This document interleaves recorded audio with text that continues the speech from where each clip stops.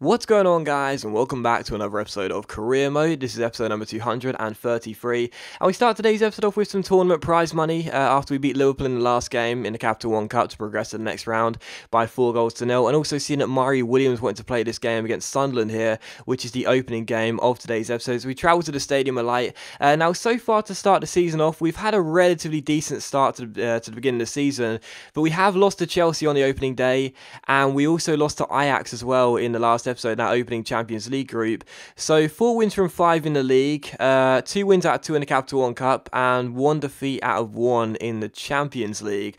It has been a relatively decent start, but I'm still pretty concerned with that defeat to Chelsea, and of course that defeat to Ajax as well. Those are 2 key games for us this season, and to lose them both is a real shame. But still, we do take on Sunderland for the first game of today's episode. Now, this game was effectively where we won the title last season. Obviously, mathematically we didn't, but we knew for all intents and purposes that we did win it last year here at this ground, due to the fact to City weren't going to get themselves back into the title race, as we were going to win it on goal difference no matter what happened. So taking on Sunderland, of course, reminiscent of that night, and the first chances did fall to us, but the shot was saved by Pantilimon. Then Carboni made a good save, and then Pantilimon made a great save in the 33rd minute. So all 3 saves were really good. Both goalkeepers looking to make early strides in this game and get some confidence going. So it was still 0-0. In the 45th minute, though, a great chance for Sunderland to take the lead as Lacadia comes forward here and plays a great through ball towards Mavrias at the far post. The first shot is well saved by Carboni. Then for some reason, De Vito doesn't let the ball go out of play for a corner. He heads it back into the danger zone. Then the second attempt is well saved by Carboni again. So a brilliant double save by our Italian goalkeeper.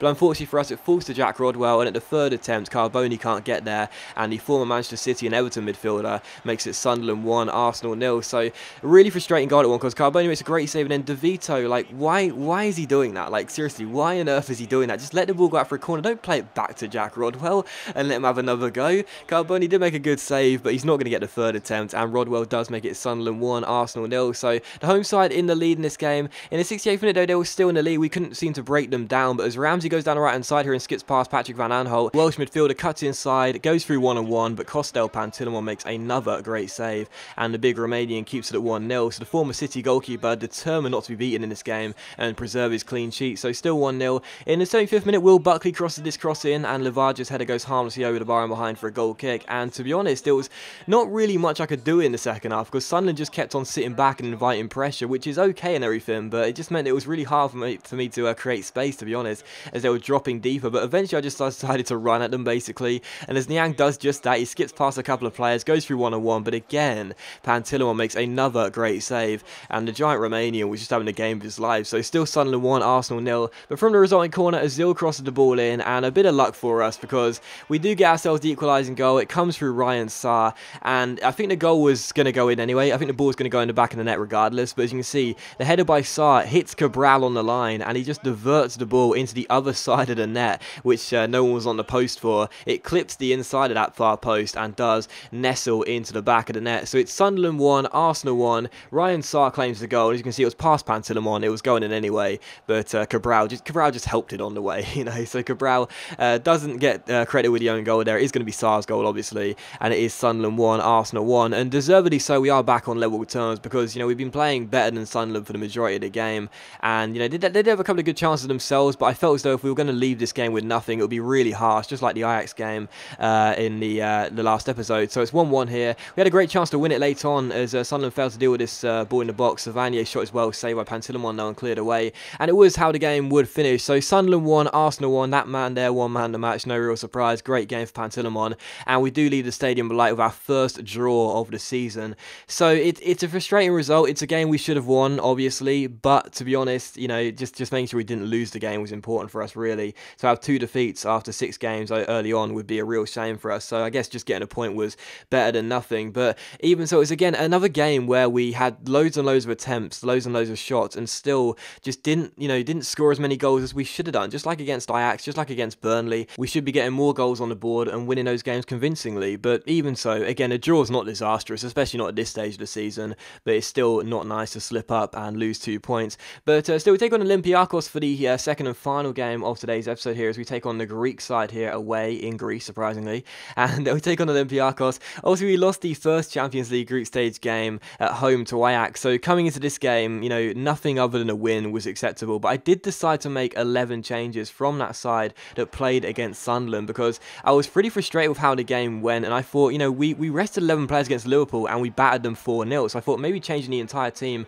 might be better for us. And the first chance did fall to us here in the 12th minute as Vargas went through there, but the Chilean was denied by Roberto, and the shot was turned behind for a corner by the goalkeeper. And from that corner, Sterling crossed the ball in, looks for Mario Williams. It's not really dealt with. Lazzarini picks the ball up here and tries to curl it into the far corner, and it doesn't go too far wide of the post and behind for a goal kick, but it was still off target. So still 0-0 in this game. In the 30th minute, a great chance from this corner. The header is well saved by Roberto though, and turned behind for yet another corner. And again, it's crossed in here by Rani Unlu into the centre, looking for Danny Welbeck here, and that guy Welbs, who scored 4 against Liverpool, scored 2 against Bournemouth, now gets 1 against Olympiacos as well. Welbeck starts of the season has been really encouraging, and you know, it's he's just such an awesome backup striker to have. You know, he rarely complains, he's always happy to get on the pitch whenever he does, and he always does well for us. So Welbeck makes it Olympiacos 0, Arsenal 1, gets his Champions League goal tally up and underway, and we do take the lead in this game. In the 42nd minute, a great chance to make it 2-0 here is Raheem Sterling, picks the ball up down the right hand side and roulettes round his man. He's got the pace, and once he's round him, no one's going to catch up to Sterling. He keeps on going, gets inside the area, does get tackled, but Olympiacos give the ball away. Jordan Proctor strikes it, but Roberto makes a save, and Olympiacos do eventually clear. So still 1-0 in the first half, which we dominated. Just before the hour mark though, Olympiacos had a great chance to level it up here. This header is acrobatically cleared off the line, and Olympiacos get the ball back. It's not really dealt with from the corner as they get another chance to attack here. They work their way inside the area. Great chance here. The shot's taken, but Chris Ince parries it and turns it behind for a corner. So still 1-0 to Arsenal. Olympiacos with the first real chance of the game for them. And in the 70th minute, we were still leading by a goal to 0. Another great chance for Olympiacos, because Sami on the ball crosses the ball to the far post, and the bicycle kick goes just wide and behind for a goal kick. So still 1-0, but in the first half it was all Arsenal. In the second half, Olympiacos came back into it, started to dominate possession a little bit more, and were carving out a couple of chances here or there. But for the most part, you know, we were still 1 goal up in this game, and as you can see, I didn't really feel the need to just rush it and look for a second goal. I decided to try and win the possession, battle back and get it back in our favour, because Olympiacos, despite us leading possession at half time, they got themselves back in the front in possession. And after some nice passing, Serge Gnabry goes forward here, beats the last man Bottia with a double step over, then a quick little roulette, and Serge Gnabry off the bench makes Olympiacos 0, Arsenal 2. So German midfielder does make it 2-0 to Arsenal, and we are surely on course for our first Champions League win, and a much needed win as well, because if we did slip up in this game and just get a draw, for example, that would be 1 point after opening 2 games, and that's not disastrous by any means, but this is a really difficult group for us. You know, this could be a really difficult group for us to get out of, you know, not just top, but just get out of the group into the knockout stages. So we need to win this game. Gnabry comes off the bench, surely seals it. Olympiacos 0, Arsenal 2, and it could have been 3-0 later on as well. Gnabry finds Illaramendi here, the substitutes link up, Illaramendi goes forward, but the shot is deflected and turned behind for a corner. So still 2-0 in this game. But from the resulting corner, it is crossed in by Rani Unlu into the centre, looking for Sonny Mario Williams, goes over him. It's not really dealt with. Illaramendi finds Lazzarini, his strike is deflected, and again it goes just behind for another corner. So many corners in this game, and from this resulting corner, it's crossed in by Rani Unlu, looking for Mario Williams, and the header goes just over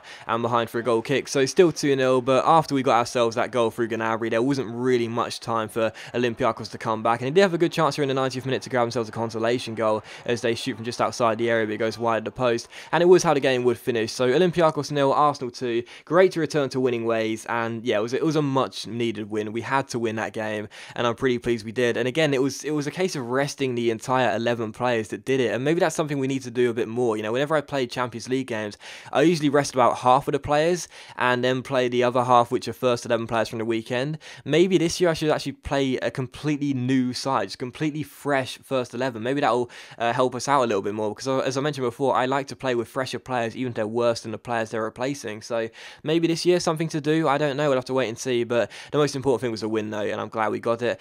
Still following that, as you can see, we had a squad report here, a youth squad monthly report, and a squad report as well. Lazzarini did get a training injury, but it's only for a few days. You can see how the squad's currently doing. Some healthy attribute changes here, a couple of players looking really decent. Sarr's now up to an 84 rated left back to play centre back for us. Campbell's up to an 85, Gnabry 83, Ramsey 86, I mentioned a few episodes ago, looking really good despite his age. Savanier 84 now, really strong squad. And a couple of you have pointed out that Niang is only 2 ratings off 90, as I do know. It would be wonderful to see Niang hit 90 during this series, but I really can't see it happening. But still, there's a look at the squad report. It looks pretty decent, as you can see. And also look at the league table as well. 6 games in, 4 wins, 1 draw, and 1 defeat with 13 points. Everton, what a start they've made with 16, 5 wins and a draw from their opening 6 games. But again, only 6 games in, long way to go. And I'm sure we'll still be in the title race come the end of the season. And And the final thing you'll see is a look at the Capital One Cup round of 16 draw, and also our Champions League group as well. And that is going to be the episode, guys. So as always, a big thank you for watching the video. I really hope you have enjoyed it. If you have enjoyed the episode, then please do leave a like, but of course you don't have to if you don't want to. And I'll see you for the next episode of Career Mode very soon.